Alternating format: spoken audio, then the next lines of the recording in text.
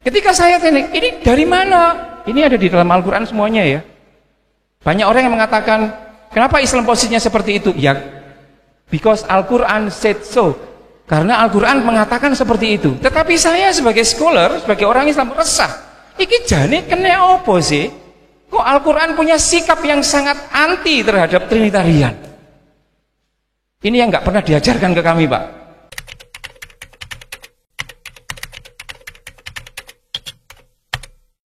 Salam sejahtera bagi kita semuanya. Ini jujur saja, ini acara dengan topik yang menurut saya impossible di Indonesia ini. Bayangkan saya Islam, dididik untuk nggak suka dengan orang Kristen karena menganggap Gusti ini orang Kristen piro mbak? Gak wani jawab, karena kita tahu jawabannya apa. Nah ini saya diundang untuk mengapresiasi sesuatu yang rumit, yang bahkan para pendeta saja juga akan memilih untuk tidak mengambil itu ketika diundang oleh NU dan MUI untuk menjelaskan jane Trinitas iku piye to Pak? 3 dalam 1, 1 dalam 3 iki piye? Nah saya ketika diundang oleh beliaunya ini aku bilang, ini kesukaanku ini. Nah yang ingin saya katakan teman-teman sekalian, bahwa posisi Yesus di dalam Islam itu dengan nama lain Isa. Saya KTP-nya namanya Muhammad Ansori. Tapi kalau jenengan nanya ke sana, pundi gerane Pak Muhammad Ansori, nggak akan ada yang tahu. Oh, Aan yang rambutnya merah, mereka tahu. Jadi kalau nanya Yesus di ini, mereka pasti gini. Tapi kalau Isa Al-Masih, oh ngerti kabeh. Artinya satu orang, ya satu person, tapi namanya banyak. Nah, di kami Yesus yang nama lain dari Isa Al-Masih itu dinarasikan sebanyak 25 kali di dalam Al-Quran. Kalau yang studi Al-Quran, nggih ngapunten nggih. Nabi saya Muhammad itu gak sampai 5, gak sampai 10 Mbak. Kita nanya saja, misalkan kalau yang diwirid oleh ibu-ibu ini adalah nama suaminya ketimbang nama laki-laki lain, atau dia mewirid nama laki-laki lain lebih banyak dari nama suaminya, orang akan marah kan, loh kok yang kamu wirid ini nama laki-laki lain Bang ini. Yang ingin saya katakan bahwa di dalam kerangka Al-Quran itu sendiri, posisi Yesus itu, Isa itu sangat luar biasa. Nanti akan saya jelaskan kenapa dielu-elukan di dalam Al-Quran, tiba-tiba justru di Indonesia kamilah pengikut Islam ini yang menjadi kelompok yang tidak semua orang Islam ya Pak Pendeta, tapi kalau lihat data ngerinya gereja yang ditutup misalkan, kemudian kita bisa tahu ini gimana, sama-sama the follower of Jesus dengan cara yang berbeda, kok tiba-tiba ininya berbeda. Yang ingin saya katakan adalah bahwa sebenarnya posisi Yesus di dalam Al-Quran, we all harusnya secara Alkitabiah, secara Quran, itu sebenarnya posisinya sangat clear seperti itu.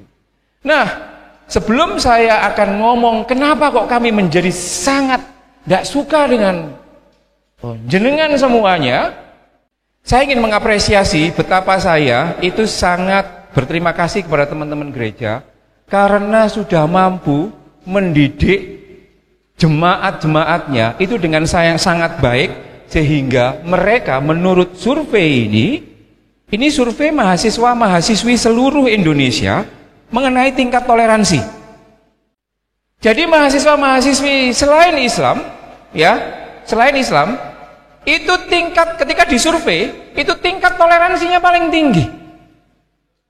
Nah, sayangnya kami yang warna merah ini masih sangat intoleran.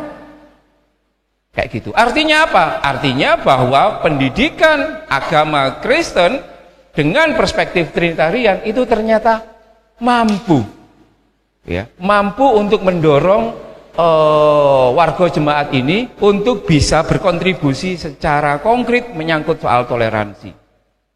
Nah, terus umatmu iki piye? Kok masih seperti ini, terutama galak sekali. Orang Islam itu kan galak terhadap selain Islam. Tapi kalau masih ke mana Magelang itu Mas, ke Borobudur masih mau, ke Klenteng masih mau. Tapi kalau ke gereja, oh nanti dulu ini kan.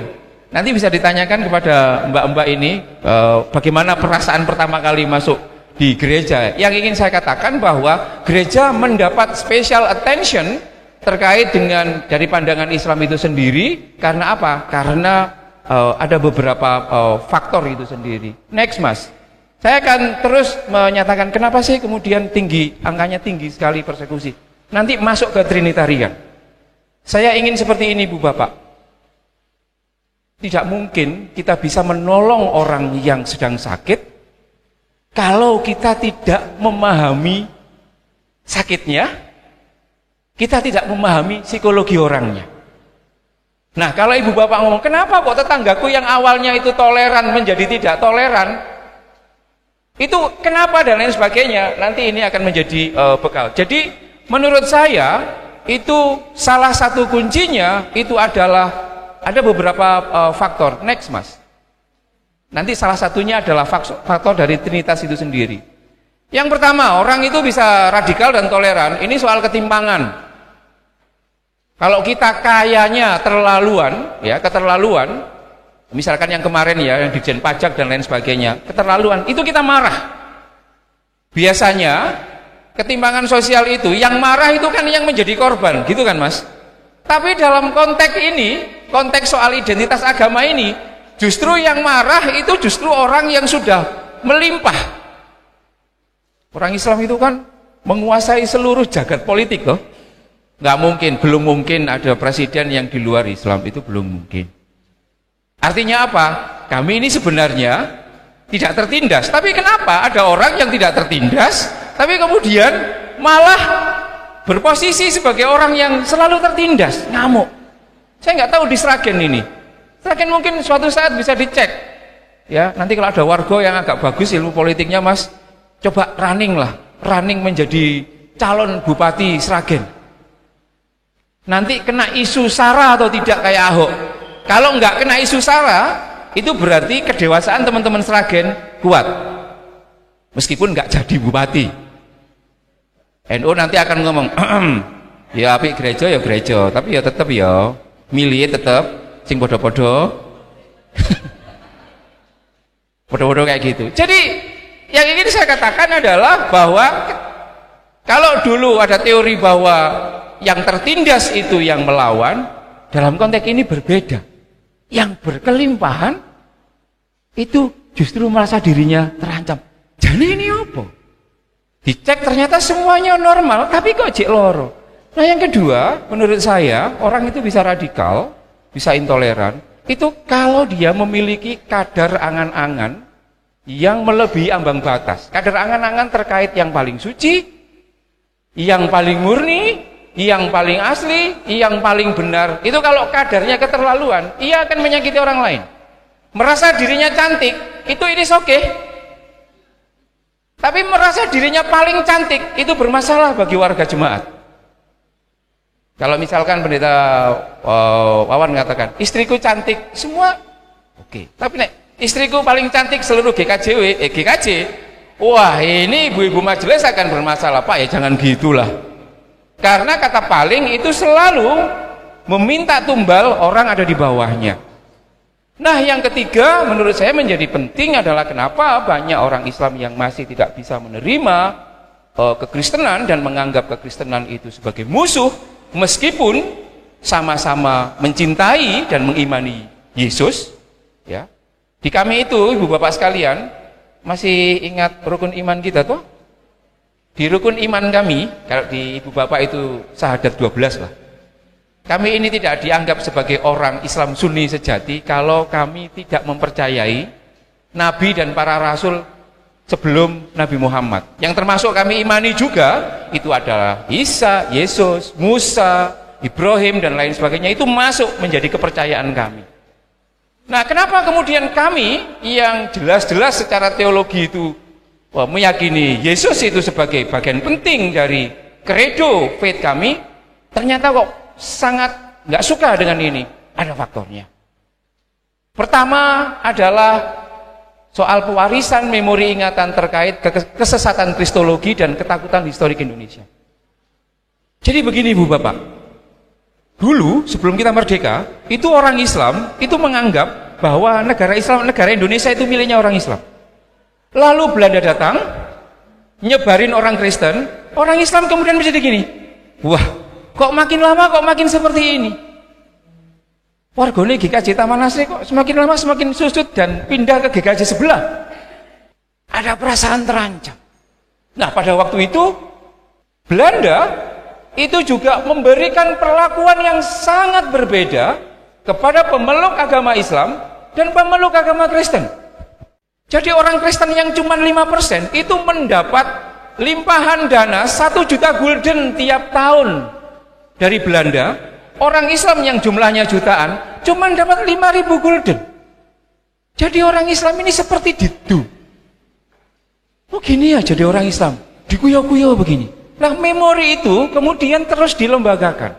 Sehingga ketika Belanda itu sudah nggak ada, kekristenan masih ada di sini, memorinya orang Islam itu masih begini. Kowe anak Londo, kowe anak Londo dan kamu bagian dari penjajah itu sendiri.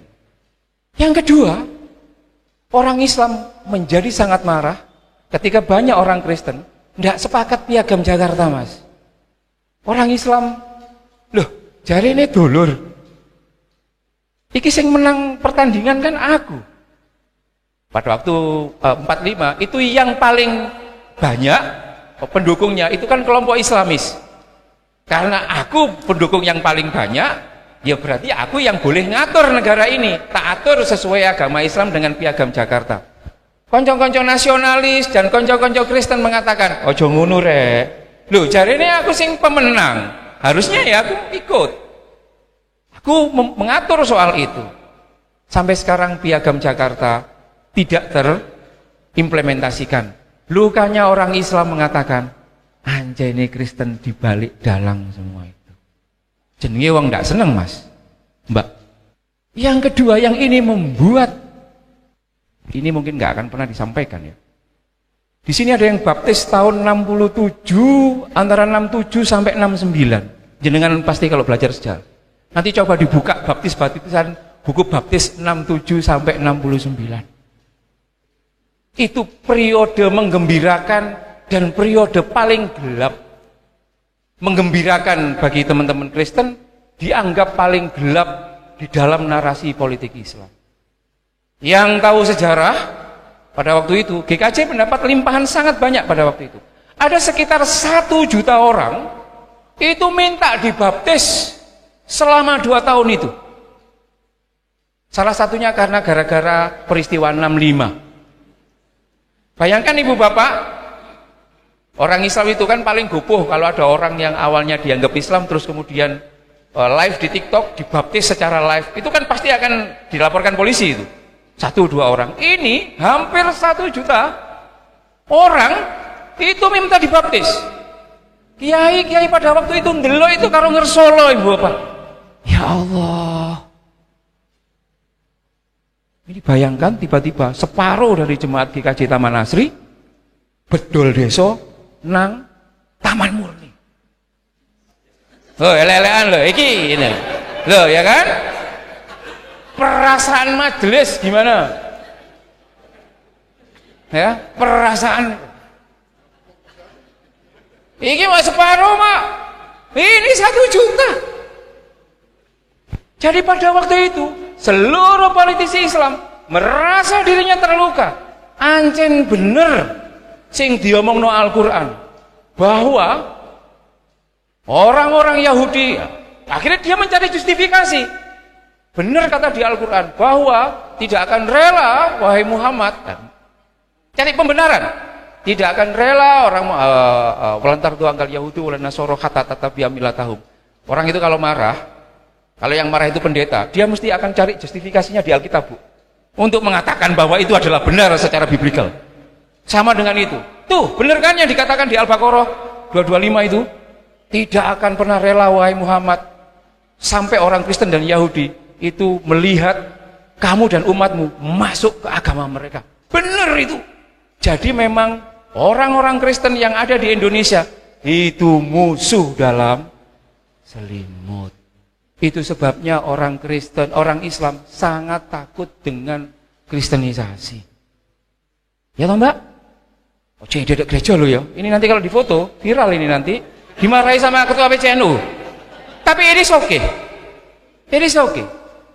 Nah, saya ingin mengatakan bahwa kita di Indonesia mewarisi sejarah itu, dan sejarah itu kemudian diwariskan. Dan orang Kristen tidak pernah mau terbuka juga untuk mengatakan itu. Orang Islam akhirnya ya, kamu nggak ngomong ya berarti iya. Itu alasan kenapa kami sangat takut ketika ada tiba-tiba muncul gereja di banyak tempat. Karena apa kok takut itu? Ini kan negara Pancasila. Iya. Di dalam tradisi kami didoktrin bahwa selain Islam, terutama orang-orang Kristen, itu adalah bagian dari.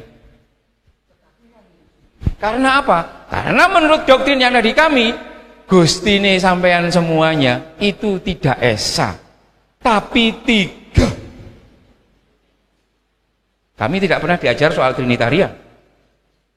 Kalau nggak percaya nanti sampean keluar aja di sini, ada tukang becak atau mbak-mbak penjual bubur. Anggap saja dia Islam, takon aja. Mbak, Gustine wong Kristen iki piro? Totoan piro? Totoan rokok gitu. Dia akan pasti ngomong 3. Bukan karena mereka nggak tahu, karena mereka nggak pernah dididik. Saya akan masuk kepada itu faktor sejarah di Indonesia. Kami pernah luka. Nah, yang kedua itu diperkuat oleh Nexmas, diperkuat oleh doktrin teologi atau kristologi kami. Ingat ya Ibu Bapak, jangan dikira orang Kristen Trinitarian itu punya kristologi. Kami ini punya kristologi. Meskipun mereka tidak akan tahu apa itu kristologi. Kristologi itu Mbak adalah cara pandang agama, mau agama Islam atau Kristen atau yang lain, terkait dengan sosok Yesus itu sendiri.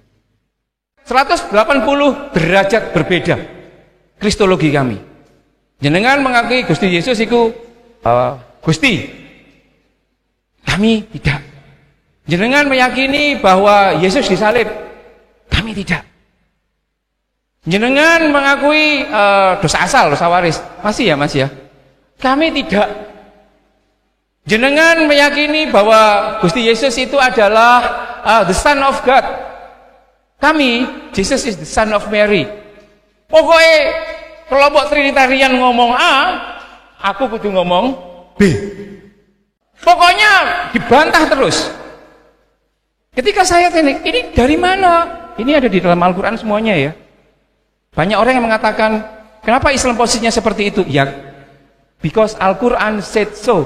Karena Al-Quran mengatakan seperti itu. Tetapi saya sebagai scholar, sebagai orang Islam resah. Iki jane kena opo sih? Kok Al-Quran punya sikap yang sangat anti terhadap Trinitarian? Ini yang nggak pernah diajarkan ke kami, Pak. Mas. Next. Lalu saya mencari dan baru 2 tahun yang lalu ketemu.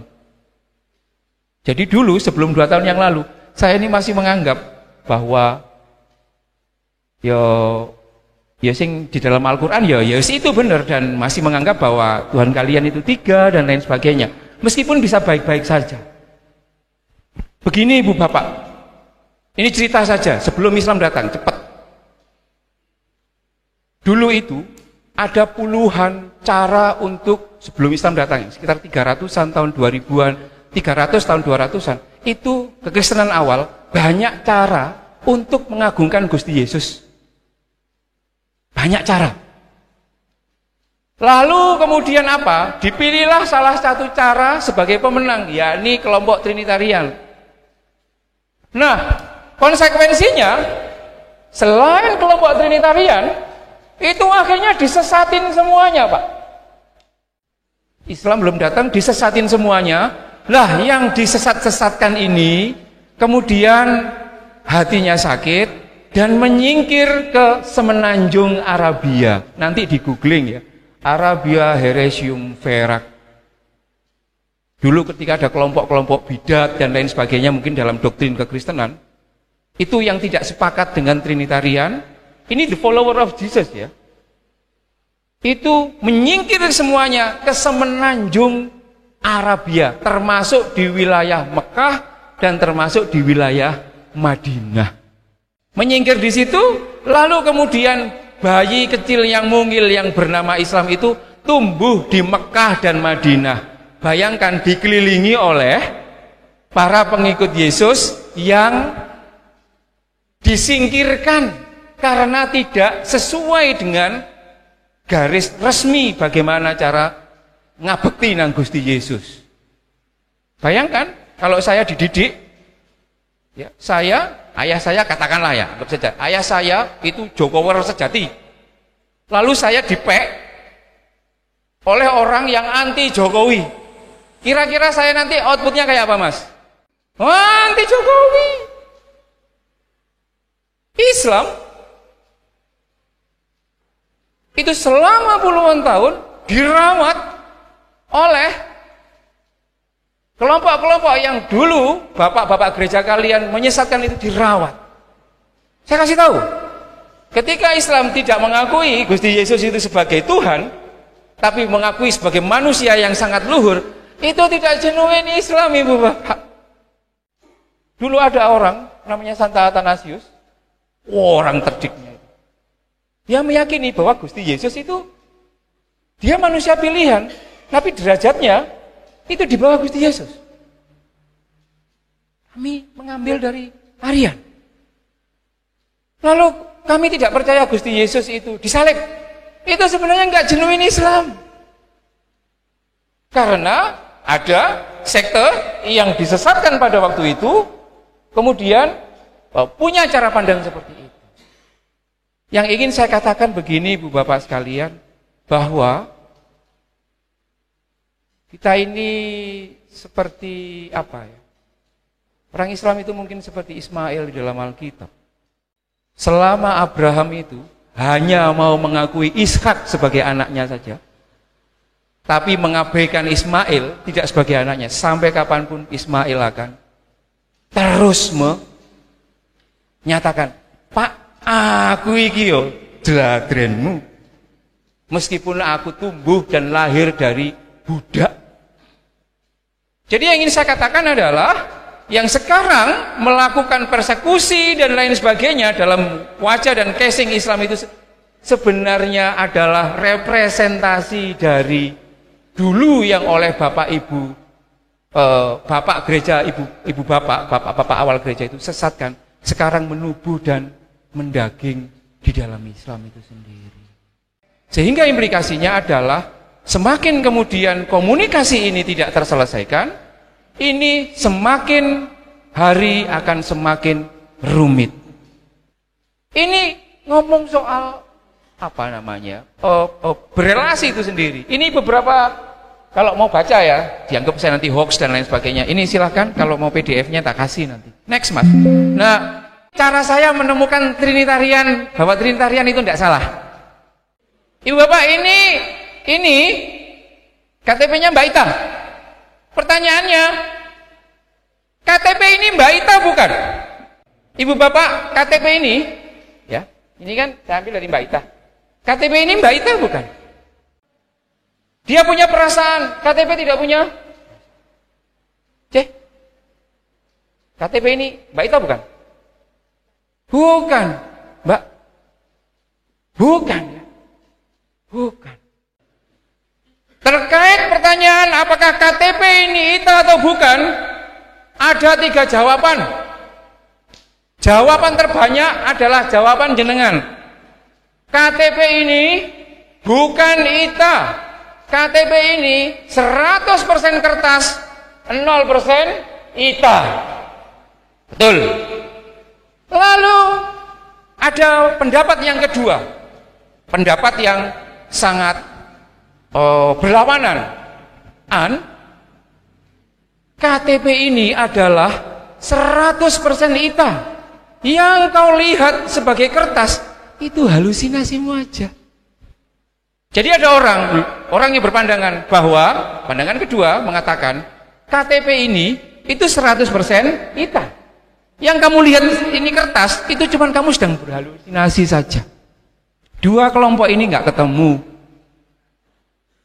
Datanglah kelompok yang ketiga. Idik. Wes timbangannya kamu gegeran, ya, bacok-bacokan, wes tak kei jawaban.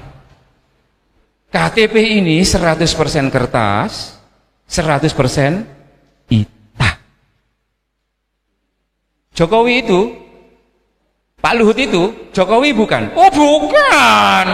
Oh, tapi kan kita tidak bisa melihat kapan dia jadi Jokowi dan lain sebagainya.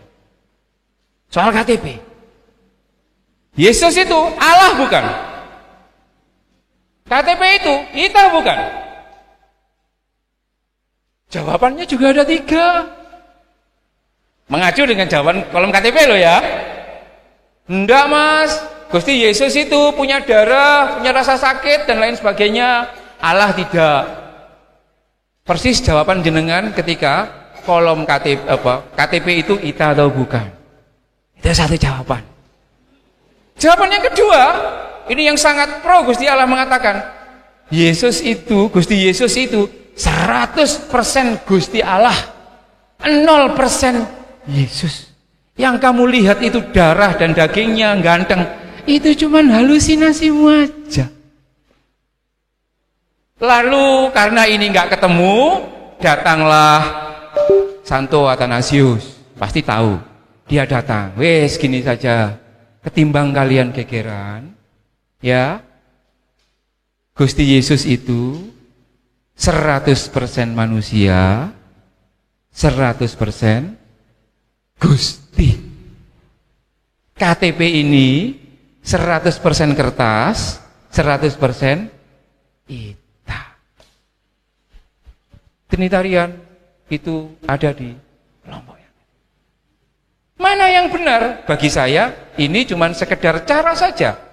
Pilih cara yang kalian anggap paling cepat mendorongmu untuk mengasihi sesama.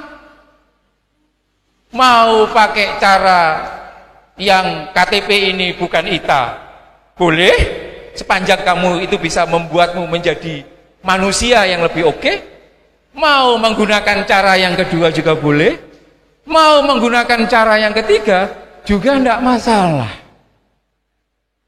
Jadi bagi saya lebih mengatakan bahwa pendekatan Trinitarian yang salah satu kredonya mengatakan KTP ini 100% kertas dan 100% ita, Yesus itu 100% manusia dan 100% Gusti, itu menurut saya adalah jawaban yang sangat cerdas. Jawaban yang sangat pintar, terobosan supaya dua pihak ini tidak terus gegeran.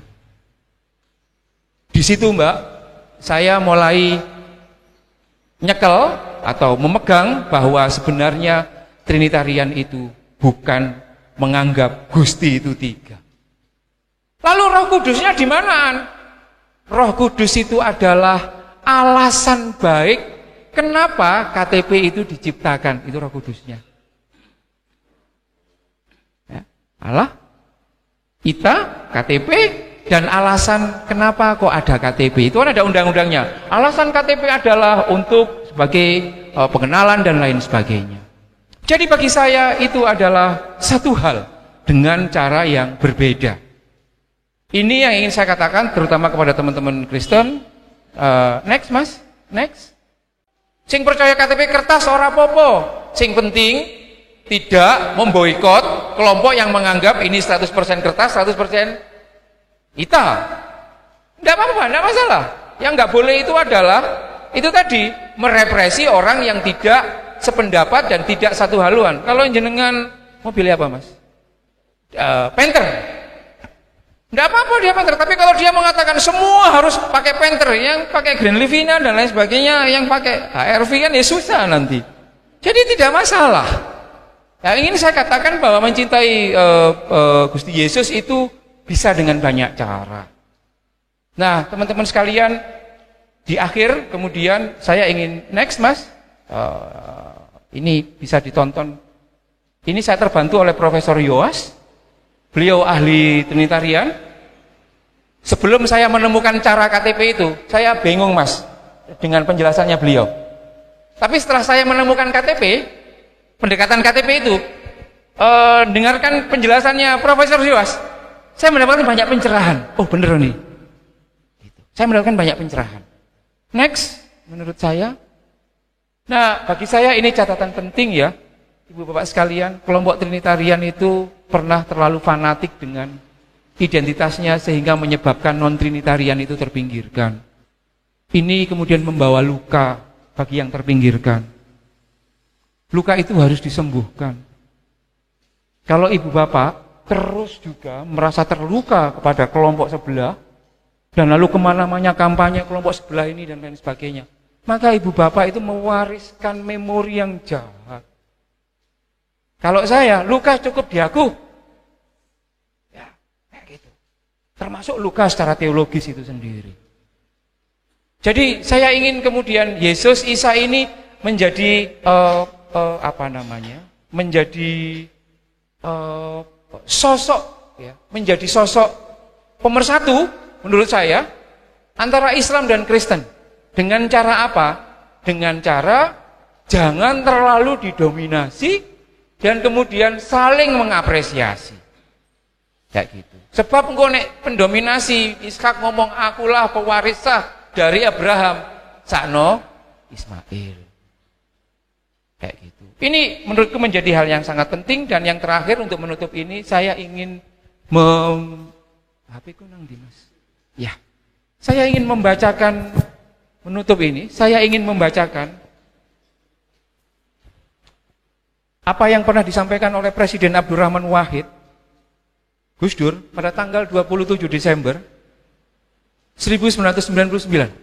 Waktu itu beliau membuka perayaan Natal. Perayaan Natal. Saya bacain ya, saya bacain. Mestinya yang merayakan hari Natal bukan hanya umat Kristen, melainkan juga umat Islam dan umat beragama lain. Bahkan seluruh umat manusia. Sebab Yesus Kristus atau Isa Al-Masih adalah juru selamat manusia, bukan juru selamat umat Kristen saja. Pertanyaan kritisnya adalah,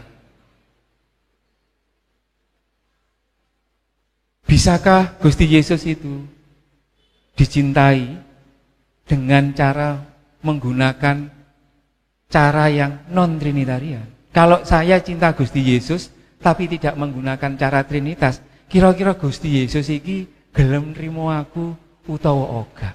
Itu pertanyaan yang menurut saya penting untuk direfleksikan. Terima kasih, Mas. Kita berikan plus, Bapak Ibu.